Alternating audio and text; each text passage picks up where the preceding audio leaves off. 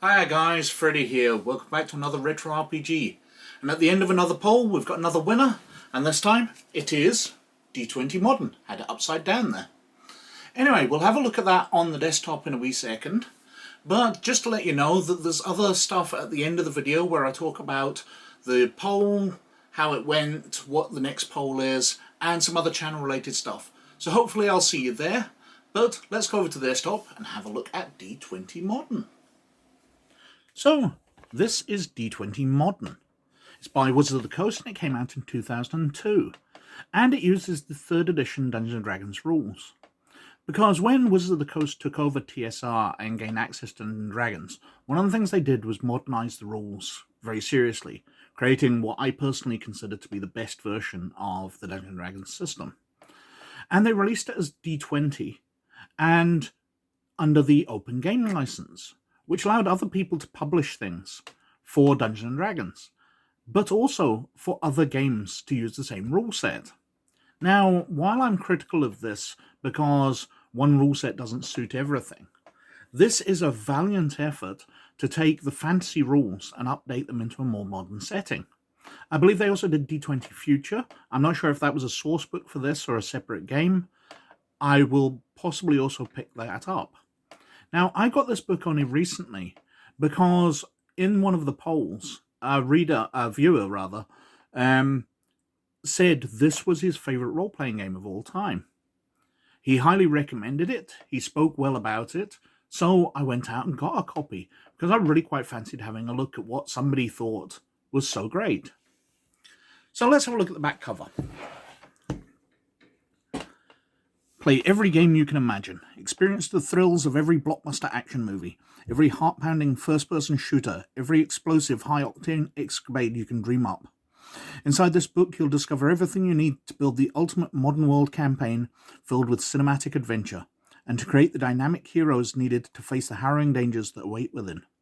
For players and games masters, this product is compatible with Dungeons & Dragons role-playing game and other D20 system role-playing games. And it's got the D20 logo on there. So, that's kind of it. We are taking into modern settings the classic D20 rules. Now, the publishing quality here is absolutely great. There's lovely glossy pages, the artwork is just beautiful, the layout's fantastic. So we start off with a standard introduction. What is a role-playing game? How it works? What characters are? What do you need to play? Dice. Now, I'm going to flick through some of the parts of this very quickly, because this is a 350-page book, and if I spend ages going through every part of it, we're going to be here for hours. So, flicking through, these are the standard introductory bits. What's a game session, combat rounds, what's next, starting a first game session, an example of play, character creation summary, so talking through classes. Now, obviously, in its modern settings, there is only really one species. Humans, but we have classes, and it does differ slightly. If we flick on, we go through the attributes and we come to classes, the basic classes. So we have the strong hero, the fast hero, the tough hero, the smart hero, the dedicated hero, the charismatic hero. Is that coming to the end? Yep, and that's it. You've got these very generic types, but then you have starting occupations, which fill in your skills a bit more clearly. So you can be an athlete or a blue-collar worker, a celebrity, an entrepreneur. You work as an emergency worker. You be an investigator. These flesh out the very generic classes into something more specific. And I do quite like that. Kind of like the kits in 2nd edition took a generic fighter and would make them into a more specific type of warrior. We go through the other tributes here. Action points, reputation, wealth. Now, wealth is something I really like the way they handle. Most of the stuff is just generic D20. You're rolling D20 and you're adding bonuses from attribute and skill. Your skills are based on the attributes, so you get a certain amount. So swimming, for example, I think is probably a strength skill. So if you get a bonus from strength, you get a bonus for your swimming, plus any points you put into swimming. Bog standard for the D20 system. But wealth, instead of you just having a certain amount of gold pieces as you would in Dungeons and Dragons, or dollars, or credits, or whatever setting you're using, you have basically an attribute that you roll on. So you roll a number of dice, and you're rolling against a target number for the item. But we'll come to the items later. You've got your bonus if you are wealthy. So as you go up levels, you will get more of a wealth bonus. But that allows you to buy anything on a successful roll. If you can't buy it, it doesn't mean that you are poor and suddenly you didn't have enough money for a cheeseburger or whatever. It just means you didn't have any money in your pockets at that moment. Your credit card was maxed out. You were just out of funds at that particular moment. You can try again and buy something way more expensive, a car or whatever, later if your wealth bonus allows it. And it's an interesting way of handling it. I really do like that. Advancing levels, multi-class characters, then we're on to the skills. I don't like this table where you've got the list of skills and whether they're accessible to strong, fast, tough, smart, dedicated, or charismatic characters. It's a little horrible, but I suppose there's no better way of getting that information across easily. We go through the skills, so climbing is a strength one, computers is intelligence, so you get your bonus from your attribute, and then you add your skill on top of that. Or penalty if you've got a low attribute, in fact. Crafting, diplomacy, as I said, I'll flick through these fairly quickly. The artwork is quite lovely. That reminds me of the start of the Avengers film with Black Widow being tied to the chair. Obviously, this was published years before that movie. But the artwork is of a modern setting, but very high quality. I do like it. Lots of skills. Speak languages, sense motive, tumbling. A lot of these are copied across from Dungeons & Dragons, but lots of more modern ones you've got using computers and all that. We've got feats. In 3rd edition, these were the specialities. So if you were a particularly stealthy character, you would get bonuses from having a feat to your stealth, but they would also allow you to do certain extra abilities. So 2-weapon fighting, and that would give you a counter to the penalties for using a gun in each hand. Cleave allows you to, if you deal an opponent enough damage to make him drop, you get to make a second attack immediately. So that's an ability other people can't get unless they have that feat. Whereas some of them are confident. You get a +2 bonus on all gamble checks. And intimidate. Some of them are brilliant, some of them aren't that great. But I did like the way they allowed you to customize your characters. Now we start to see where the fantasy creeps in. Because although D20 Modern is a modern setting, they can't really keep away from fantasy too much, because that's where people's minds go when you're reaching for Dungeons & Dragons, really. So this somewhat is bringing you up into a modern Dungeons & Dragons setting. As I said, the feats, we're onto the equipment. It talks through how getting them, whether you need licenses for certain things. You might need a gun license for a gun. But if we look, we see each item has a purchase DC instead of a price. So a Beretta 92F 9mm autoloader has a DC of 16, which means you're going to be rolling against a target number of 16 to see if you can buy it. So if you've got no bonus at all, you've got a chance of rolling a 16 or higher. You've got a chance of buying one anytime. But if you've got a bonus of +10, then you're getting into quite a high chance of being able to just go out and buy a Beretta whenever you need one. And that's how it works. We've got the descriptions of the weapons here. Burst radiuses for grenades and explosives. More generalized equipment. Obviously a large part of any modern game, especially if you're going into almost James Bond spying, which is one of the suggested backgrounds in here. And then we've got vehicles. Now, vehicles obviously aren't a big thing in Dungeons & Dragons, so there are quite extensive rules in here for how to handle vehicles. We're onto the combat section, the basics, how to handle initiative, how to handle actions in combat, injury and death, movement and position, combat modifiers, special initiative actions, special attacks, just all the things you would expect out of the D20 system. And then we get into vehicle movement and combat, because obviously, unless you're charioteering or something in Dungeons & Dragons, you're not really having any vehicles. So we've got the sizes, character fire arcs from vehicles, chase scale fire arcs, taking into quite detailed rules here on how to handle chases and vehicle combat. Very, very nice indeed. I haven't played these rules, but they look to be extremely comprehensive. We've got crewed vehicles. They want advanced classes, because in 3rd edition Dungeons & Dragons, obviously, we didn't just have the basic classes. You had things where when you reached certain requirements, you could move to another class which gave you other bonuses.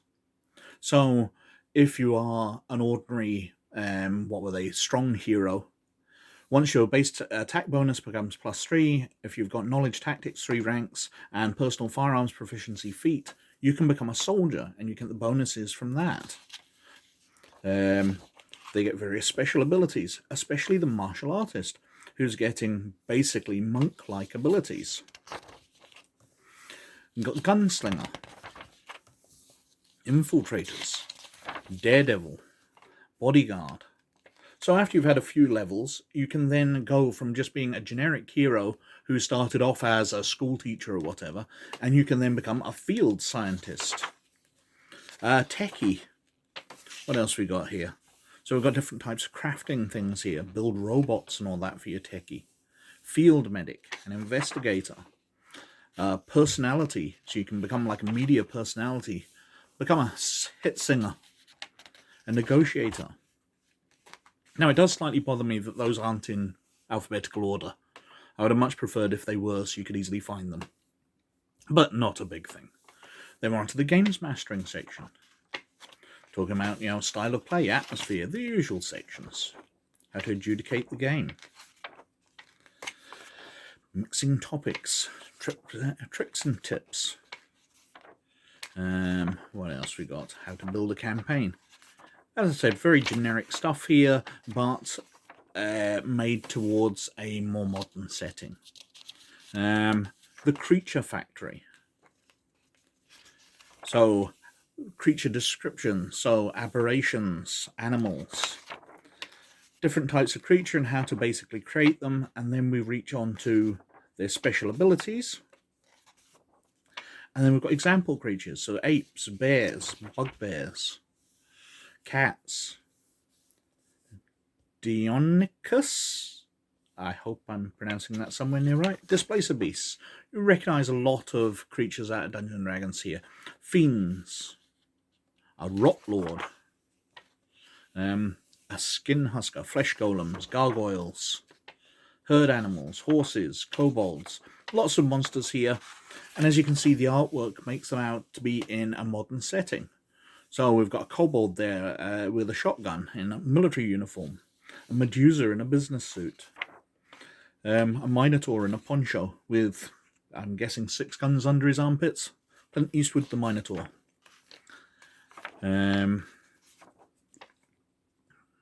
What else we got here? Mummies, puppeteers, lots and lots of fantasy creatures, which is why I think this was heavily targeted towards Shadowrun, because this is the kind of things you would encounter in a modern day Shadowrun type game. Werewolves, worms, zombies as a template. Supporting characters, just NPCs you might meet. A strong, dedicated, ordinary soldier. Smart, dedicated, ordinary. Heroic GM characters. And then we're on to campaign models. Now these are the suggested campaigns. So we've got Shadow Chasers, where you play a bunch of heroes fighting monsters. Now this is Buffy the Vampire Slayer, basically. Heroic horror in the tradition of Resident Evil Special Unit 2, Alone in the Dark, Angel, and Buffy the Vampire Slayer, which of course was on TV round about that time. So, you're playing heroes, you're going after monsters of the week, there are vampires in the basement, there are zombies in the cemetery, etc. Shadow Slayers, occultists, the standard Buffy type character classes. Then we've got Agents of Psi. So we've got investigatory FBI, CIA type agents, X-Files or whatever, but they have psychic powers. So Sidney Bristow alias, Napoleon Solo, James West, Mr. Steed and Emma Peels, Scully and Mulder, among others. This is your standard investigators into the supernatural, but they might have psychic powers. Telepaths, adventure setups, Urban Arcana. Now this is more Shadowrun, where monsters of magic and fantasy intrude upon the modern world, giving rise to heroes, villains, and a new age of colonization and exploration. So you've got orcs and trolls living amongst you. But the shadow, a tenuous connection between our world and the world of the fantastic, has touched our mundane shores. We've got mages, acolytes, again adventure setups, and then we're to FX abilities. Well, this is basically magic. This is the magic system. So instead of calling them magical spells, they are FX abilities. So whether it's psychic blasts, they're mages, they are powers given to you by your demon heritage or whatever. It's an FX ability, although it really does let it know here, casting a spell, how to read a spell description. And we have the magic section, so it explains how spells work, how to prepare them, spell books, and then we've got spell lists. Fairly standard ones: command, change self, cause fear, cloud kill, delay poison, dimension door. Many of these are very, very familiar to you. Fireball, flaming projectiles, halt undead, haste. A large number of spells here.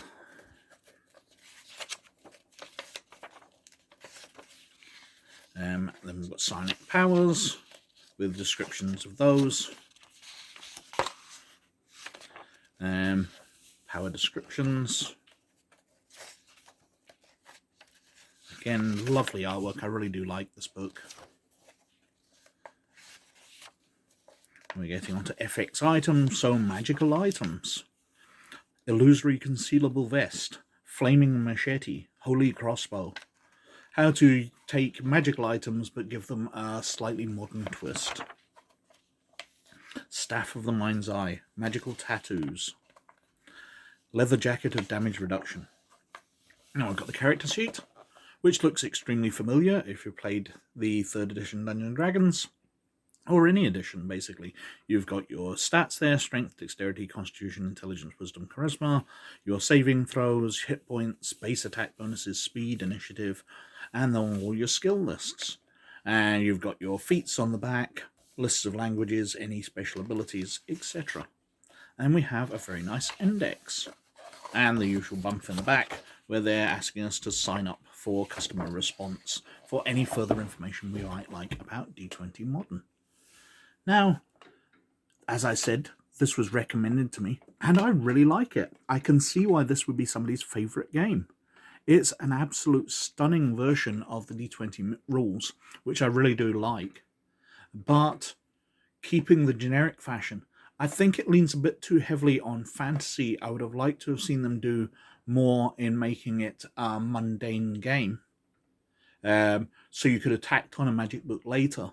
I would have preferred a thinner book which just dealt with D20 system in the modern world, the car chase rules, the vehicle rules, the equipment rules, all that. I think they've brought in some really interesting systems to handle the modern world. I really like the wealth attribute, I'll call it, or skill, where you get to roll to buy things rather than just having cash or not. I'm massively impressed. So that was D20 Modern, and that won the poll this week. At the other end, was The Loser, which this week was Bangkok Cesspool of the Orient for Twilight 2000. However, that makes 5 on the losers list again, so we are running another winner of the losers poll. So joining Bangkok Cesspool of the Orient, we've got Denver City of Shadows for Shadowrun.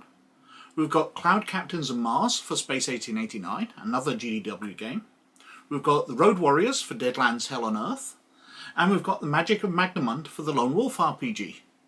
Now, I kind of figure that one of the GDW games will do quite well, but I'm turning out to be absolutely rubbish at these polls. You confound me every time.